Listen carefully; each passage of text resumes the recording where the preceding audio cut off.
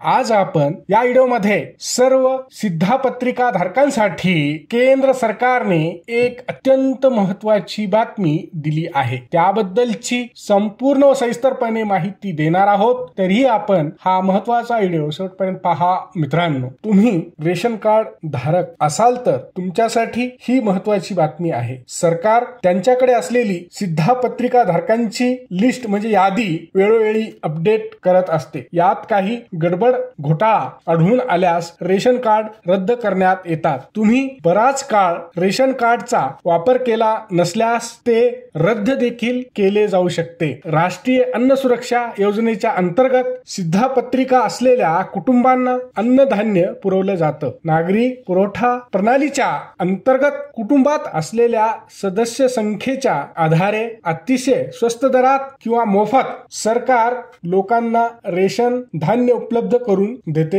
तुम्ही कोणत्या महिन्यात किती रेशन घेतलं, तुमच्या कुटुंबात किती सदस्य आहेत अशी माहिती रेशन विभागाकडे उपलब्ध असते। त्या माहितीच्या आधारे सरकारकडून वेळोवेळी रेशन कार्ड धारकांची यादी अपडेट केली जाते। बऱ्याच महिन्यांपासून वापरात नसलेली रेशन कार्ड रद्द केली जातात। एखादा सिद्धापत्रिका धारक सलग 6 महिन्यांपासून रेशन घेत नसेल तर त्याला स्वस्त दरातील धान्याची गरज नसल्याचे सिद्ध होते असा नियम आहे। त्यामुळे एखादं कुटुंब 6 महिन्यापेक्षा अधिक काळ रेशन घेत नसल्यास त्याचे रेशन कार्ड रद्द केले जाते। अशातच केंद्र सरकारने मंगळवारी म्हणजेच मंगळवार दिनांक 22 जुलै रोजी लक्षित सार्वजनिक वितरण प्रणाली नियंत्रण सुधारणा आदेश 2025 जारी केला आहे, म्हणजेच अधिसूचित केला आहे। या अंतर्गत आता सलग 6 महिने रेशन धान्य न घेणाऱ्यांचे रेशन कार्ड बंद होणार आहेत, म्हणजेच हे रेशन कार्ड ऍक्टिव्ह राहणार नाहीत। प्रत्येक 6 महिन्यांनी अन्न व नागरी पुरवठा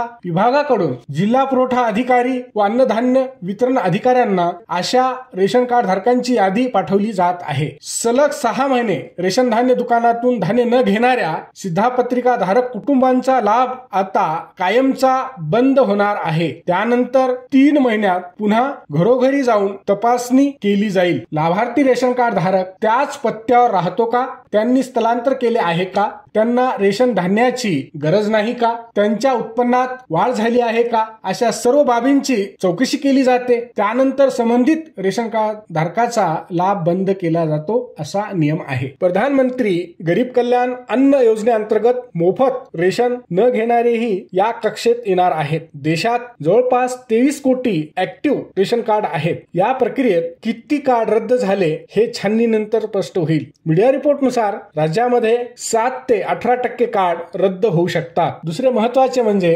अंदाजे जवळपास 25 लाखाहून अधिक रेशन कार्ड हे डुप्लिकेट असल्याचे समोर आले आहे। केंद्र सरकारने सर्व राज्यांना या आदेशाची काटेकोरपणे अंमलबजावणी करण्यास सांगितले आहे। या कारवाईचा मुख्य उद्देश हा अपात्र व सदन लोकांना बाहेर काढण्याचा म्हणजेच त्यांचे रेशन कार्ड रद्द करण्याचा मुख्य उद्देश आहे। त्यामुळे ही मोहीम राबवली जात आहे। हा व्हिडिओ शेवटपर्यंत पाहिल्याबद्दल आपल्या सर्वांचे अगदी मनापासून आभार। खूप खूप धन्यवाद। जय महाराष्ट्र।